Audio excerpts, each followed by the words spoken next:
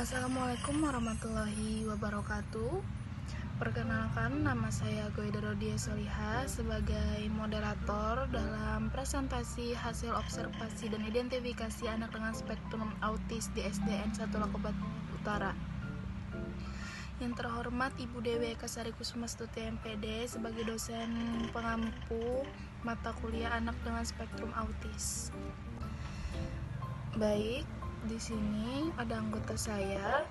Yang pertama ada Amanah, saya sendiri Goida Rodia Soliha. Lalu ada Juwita, Ririn Istiqomah, Siti Elang Norabi, dan Tindi Audia Saputri. Baik, outline yang akan ditampilkan pada presentasi ini itu adalah latar belakang, identitas subjek, dan hasil observasi dan identifikasi. Latar belakang, masa anak-anak adalah masa yang paling indah karena penuh dengan kegiatan bermain, belajar, dan bersosialisasi sesama teman. Dunia anak-anak penuh dengan imajinasi dan kreasi, tetapi apakah masih itu juga dialami oleh anak yang memiliki hambatan spektrum autis?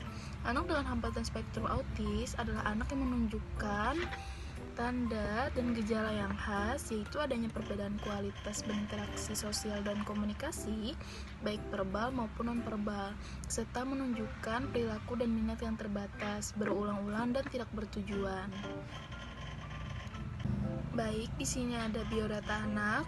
Nama anak yang kami identifikasi ini adalah Muhammad Raino Anamto Prakoso. Tempat tanggal lahir Banjarbaru 11 April 2013. Jenis kelamin laki-laki, agama Islam, status anak kandung, anak ketiga dari 5 bersaudara. Raino ini bersekolah di SDN 1 Lokabat Utara kelas 4D. Alamat Raino itu Jalan RO Ulin, Gang Keluarga nomor 2. Baik, kita langsung saja ke slide pengertian autis. Jadi autis ini dapat diartikan sebagai kondisi seseorang yang secara tidak wajar terpusat pada dirinya sendiri. Nah, kondisi seseorang yang senantiasa berada di dalam dunianya sendiri. Nah, istilah autisme ini pertama kali diperkenalkan oleh Leo Kanner pada tahun 1943 ya. Terus itu menurut beberapa para ahli, autisme ini adalah salah satu nama gangguan perkembangan komunikasi sosial berlaku pada anak. Hasil identifikasi. Pada laporan observasi kegiatan identifikasi pada anak spektrum autis, kami menggunakan 2 lembar checklist. Yang pertama, kami menggunakan checklist CAUT atau Chilhot Autism Rating Scale, yaitu lembar checklist yang digunakan untuk mengetahui berat, sedang, atau ringannya anak autis itu. Dan Raino termasuk anak dengan spektrum autis ringan. Yang kedua, kami menggunakan lembar checklist MCAT atau Checklist for Autism in Toddler, yaitu lembar checklist yang digunakan untuk mengetahui gejala-gejala autis yang nampak. Karena Raino termasuk anak dengan spektrum autis yang ringan, maka gejala yang nampak cukup sedikit. Misalnya, di saat Raino diajak bicara, Raino menjawabnya tidak nyambung. Raino juga mengoceh dan terkadang asik dengan dunianya sendiri. Kelompok kami mengobservasi anak dengan hambatan spektrum autis di SDN 1 Lokabat Utara yang bertempat di Banjarbaru. Hasil pengisian pedoman wawancara identifikasi anak dengan spektrum autis. Dari hasil wawancara kepala sekolah, guru, orang tua dapat diketahui bahwa anak yang kami observasi bernama Muhammad Raino bukan dari keturunan atau kesalahan dalam kelahiran orang tua. Anak hanya mengalami gangguan perkembangan masa kanak-kanak. Dari segi motorik berjalan dan kemampuan berbicara bukan gangguan psikotik seperti skizofrenia. Anak mengalami gejala penurunan interaksi sosial, beberapa perilaku nonverbal seperti kontak mata, ekspresi wajah, postur tubuh, dan gerakan tubuh. Tetapi, anak sekarang mengalami perkembangan dalam hal ini seperti kontak mata yang sudah ada 5-10 menit. Keinginan untuk berinteraksi dengan teman-temannya. Anak saat ini hanya kurang percaya diri untuk bergaul dengan teman-temannya. Interaksi di rumah atau keluarga anak sudah terbentuk. Anak sering membantu kakaknya untuk membasuh piring, main game di handphone, dan rutinitas yang mulai tampak yaitu bercocok tanam pada sore hari.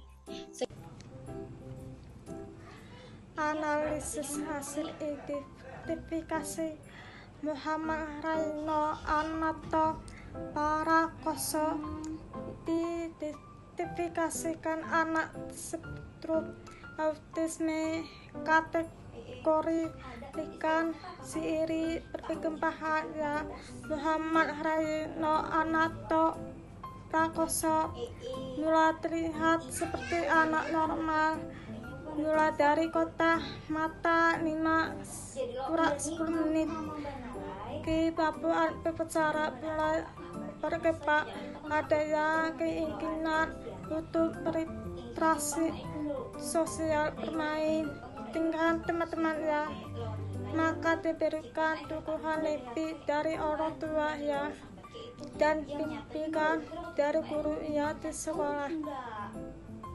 Layanan intervensi orang tua. Raino adalah anak ketiga dari 5 bersaudara. Raino biasanya diajarkan ibunya untuk mengerjakan hal-hal simpel di rumah. Agar Raino bisa mandiri, terutama tidak hanya diam saat di rumah.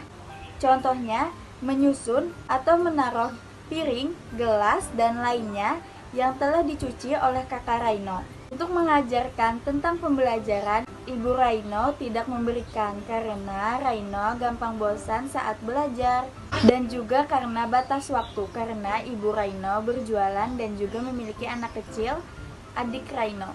Raino juga pernah mengikuti terapi siri untuk mengembangkan atau meningkatkan visualnya.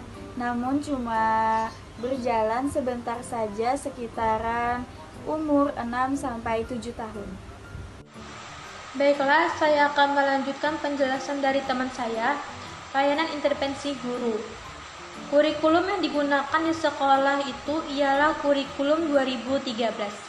Metode pembelajaran yang digunakan di sekolah itu disesuaikan dengan anak seperti menyederhanakan materi dari pembelajaran anak agar mudah paham.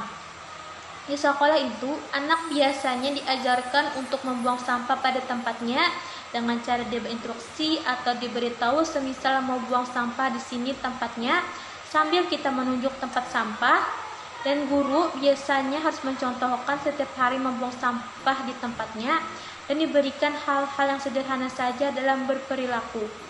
Waktu saya observ, saya melihat Raino makan permen dan dia membuang bungkusannya di tempat sampah.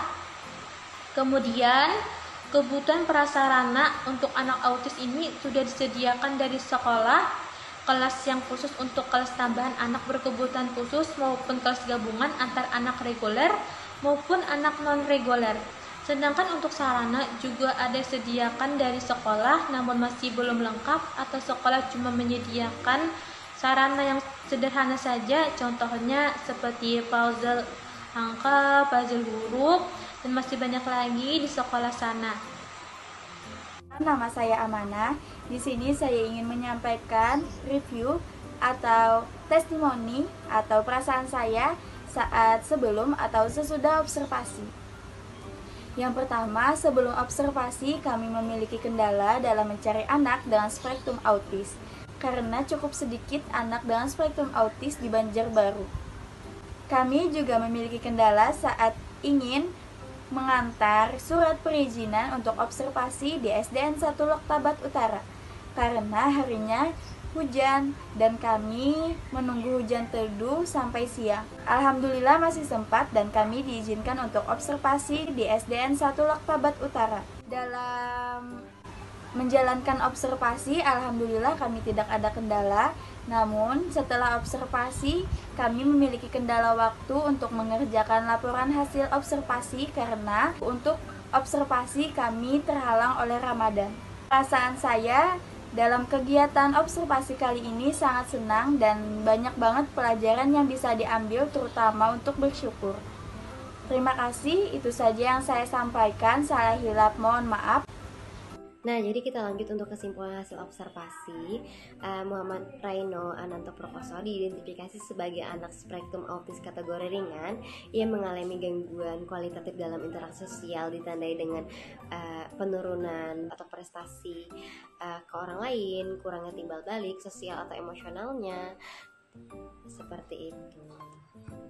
Beberapa perilaku nonverbal seperti tatapan mata ke mata, kontak mata, kegagalan dalam mengembangkan hubungan teman sebaya yang sesuai tingkatan perkembangannya, terus itu kurangnya upaya spontan untuk berbagi kesenangan, minat, gangguan kualitatif dalam komunikasi, keterlambatan atau kurangnya perkembangan bahasa lisan, kurangnya variasi permainan khayalan spontan, dan permainan imitatif sosial yang sesuai untuk tingkat perkembangannya, pola perilakunya, minat dan dalam kegiatannya, terus yang berulang, dan stereotip yang terbatas, jadi meliputi keasikannya dengan satu atau lebih pola minat stereotip, dan terbatasnya tidak normal dalam intensitas maupun fokus, kepatuhannya yang tampak tidak fleksibel terhadap rutinitasnya, keasikan dengan benda-benda yang tidak bergerak, contohnya ketertarikan anak tersebut dalam bercocok tanam,